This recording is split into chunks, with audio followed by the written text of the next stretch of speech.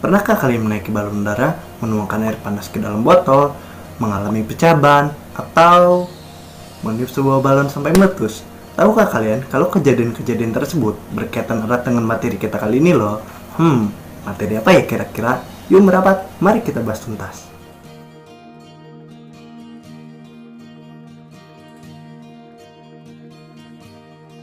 Assalamualaikum warahmatullahi wabarakatuh. Tabi pun, perkenalkan, namaku Tegar Bayu Alfasya. Apa kabar semuanya?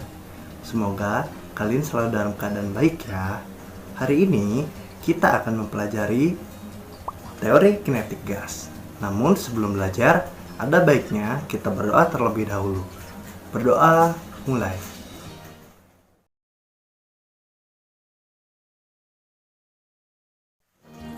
Berdoa selesai.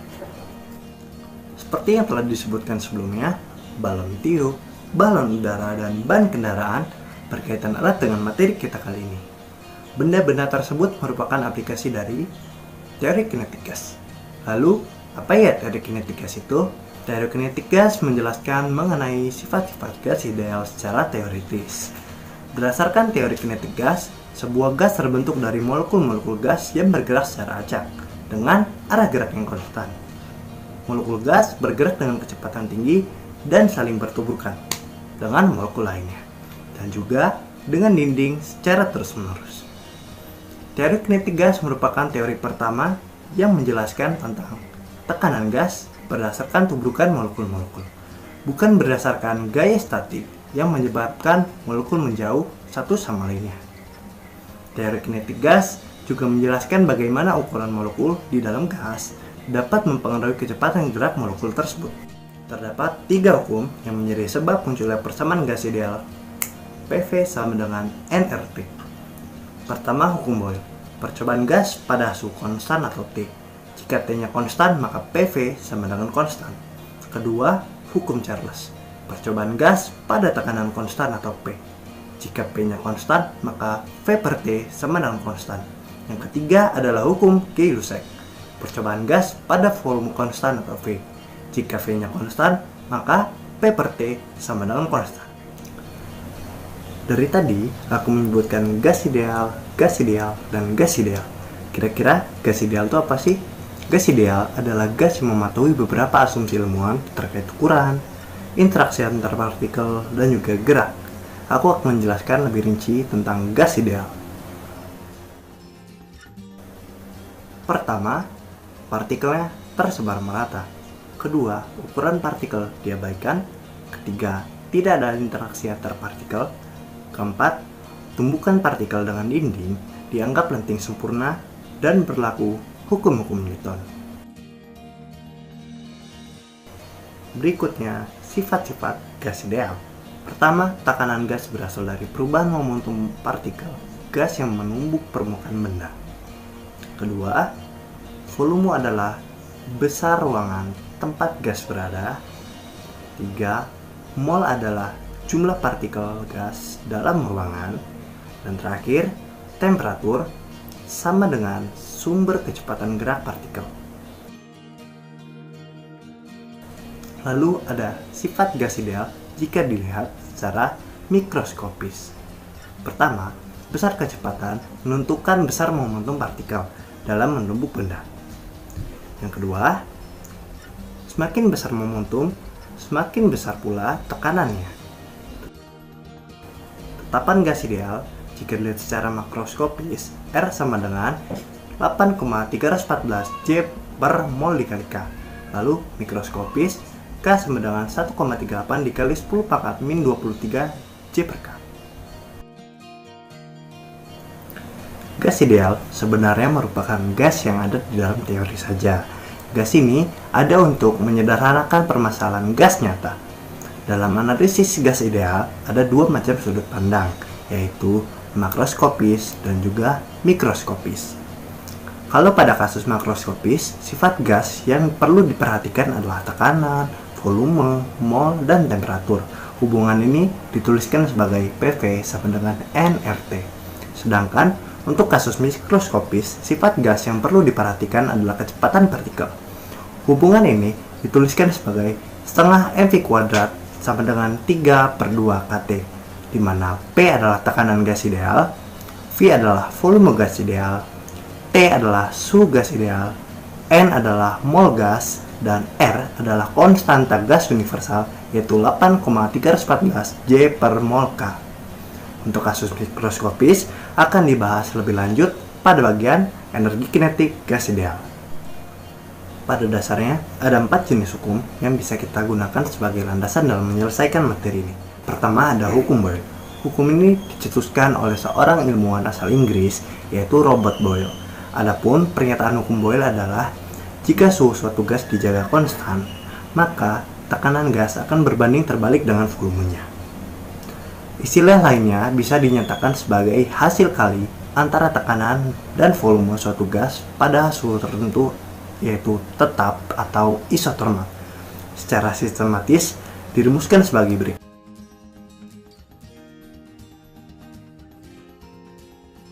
Berikutnya, hukum Charles. Jika hukum Boyle membahas pengaruh tekanan dan volume pada suhu tetap, tidak demikian dengan hukum Charles.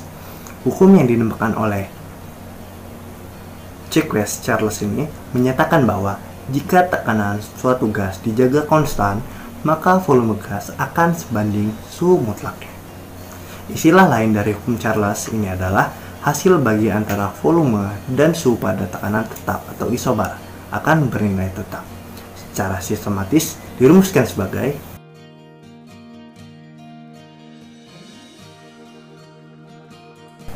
ketiga, ada hukum Gay-Lussac.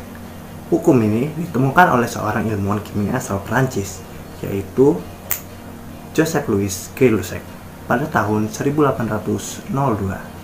Adapun pernyataan hukum Gay-Lussac adalah, jika volume suatu gas dijaga konstan, maka tekanan gas akan sebanding dengan suhu mutlaknya. Artinya, proses berlangsung dalam keadaan isokorik atau volumenya tetap. Secara sistematis dirumuskan sebagai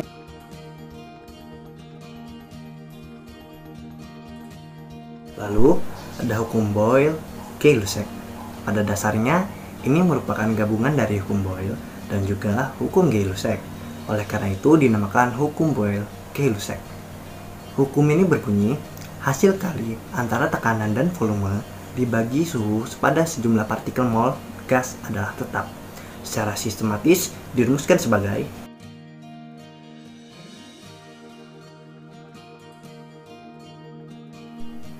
kita akan memasuki bagian tekanan gas ideal. Jadi, keberadaan gas di ruang tertutup bisa mengakibatkan adanya tekanan. Tekanan tersebut disebabkan oleh adanya tumbukan antara partikel gas dan dinding tempat gas berada. Besarnya tekanan gas di ruang tertutup dirumuskan sebagai berikut.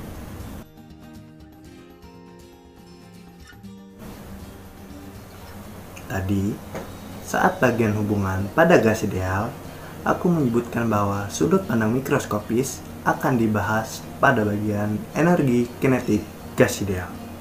Nah, disinilah kita. Energi kinetik gas ideal disebabkan oleh adanya gerakan partikel gas di dalam suatu ruangan. Gas selalu bergerak dengan kecepatan tertentu. Kecepatan inilah yang nantinya berpengaruh pada energi kinetik gas. Secara sistematis, energi kinetik gas ideal dirumuskan sebagai berikut. Berdasarkan persamaan tersebut, diperoleh persamaan untuk kecepatan efektif gas pada ruang tertutup. Adapun persamaan kecepatannya adalah sebagai berikut. Nah, teman-teman, kita sudah memasuki bagian contoh soal dan juga latihan soal. Jika kalian memerlukan waktu lebih, kalian bisa meng-pause videonya terlebih dahulu. Oke, sebelum kita masuk ke dalam latihan soal, aku akan mengingatkan sekali lagi. Kalau teman-teman memerlukan waktu lebih untuk menjawab soalnya, kalian bisa pause video ini. Oke? Mari kita mulai dari soal pertama.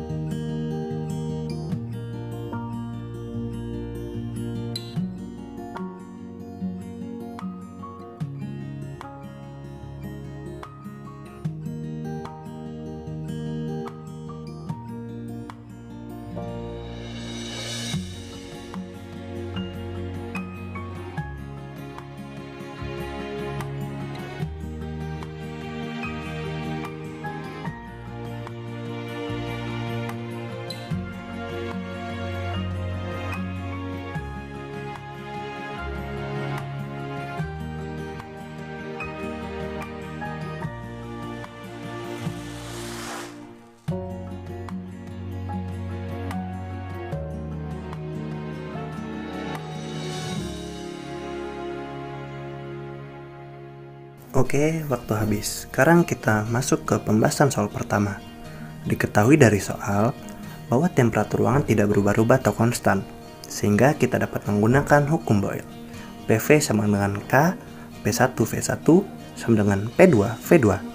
Maka besar P dapat digunakan rumus P2 sama dengan P1 V1 per V2.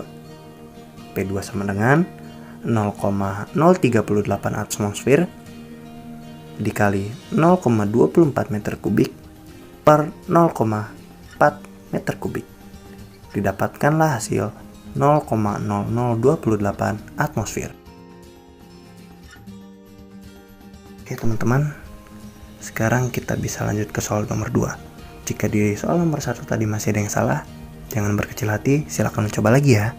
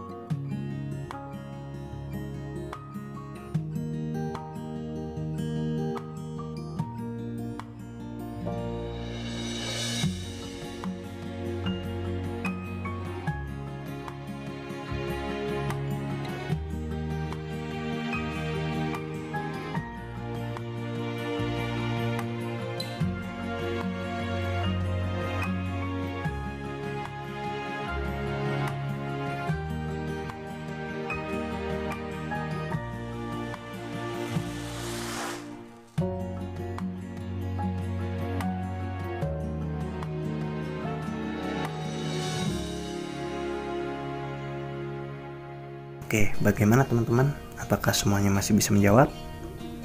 Sekarang kita masuk ke pembahasan. Karena tidak ada perubahan volume dan temperatur pada sistem, maka kita dapat menggunakan persamaan gas ideal untuk mencari besar tekanannya. Persamaannya PV sama dengan nRT. Untuk mencari P sama dengan P sama dengan nRT per V. P sama dengan 150 mol dikali 8,3 Joule per mol Kelvin dikali 288 Kelvin per 0,012 meter kubik.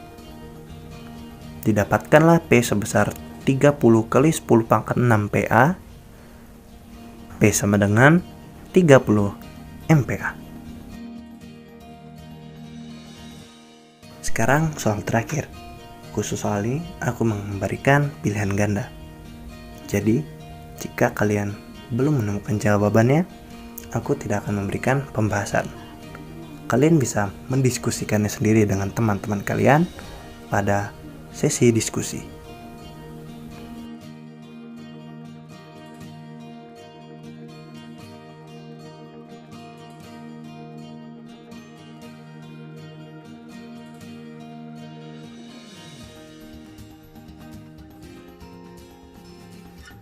Sekarang kita memasuki sesi aplikasi. Berbicara tentang sesi aplikasi, kita mulai memasuki bagian akhir dari video ini. Jadi, semoga kalian tetap semangat ya. Pertama, ada ban kendaraan dengan aspal. Ban kendaraan bisa meletus karena dua hal, yaitu adanya kenaikan suhu dan juga tekanan gas pada ban. Apabila kita letakkan di bawah sinar matahari dalam waktu yang cukup lama, maka ban akan meletus. Hal ini disebabkan oleh suatu gas dalam ban yang juga ikut meningkat. Hal yang sama juga terjadi apabila kita memompa ban secara terus-menerus. Gas akan menekan dinding ban secara konstan seiring dengan kenaikan tekanannya, sehingga volume ban akan terus meningkat. Pada saat dinding ban tidak lagi sanggup menahan tekanan ban akan meletus. Aplikasi yang kedua adalah saat kita memasukkan air panas ke dalam botol. Setelah kita menuangkan air panas ke dalam botol, ia akan mengeras karena menerima suhu dan mengalami kenaikan tekanan. Namun, ketika teman-teman sering membuka tutup botolnya, maka botol secara perlahan akan mengempes dan terlihat menyusut akibat kehilangan tekanan dan turunnya suhu. Ternyata fisika sangat dekat dengan kehidupan kita sehari-hari ya, mulai dari meniup balon, ban kendaraan, dan hal-hal lainnya. Belajar fenomena teori kinetik gas dalam kehidupan kita sehari-hari akan sangat membantu untuk memahami lingkungan sekitar kita lebih baik, sehingga kita bisa menerapkan pemahaman gas ideal pada aktivitas harian manusia. Nah, sekarang adalah saatnya sesi diskusi. Jika kalian ada pertanyaan, silakan pause video ini dan mulai diskusi ya. Selamat. Baiklah, tidak terasa kita sudah sampai pada penghujung video pembelajaran teori kinetik gas ini. Jangan lupa banyak belajar dan perbanyak baca bukunya ya teman-teman.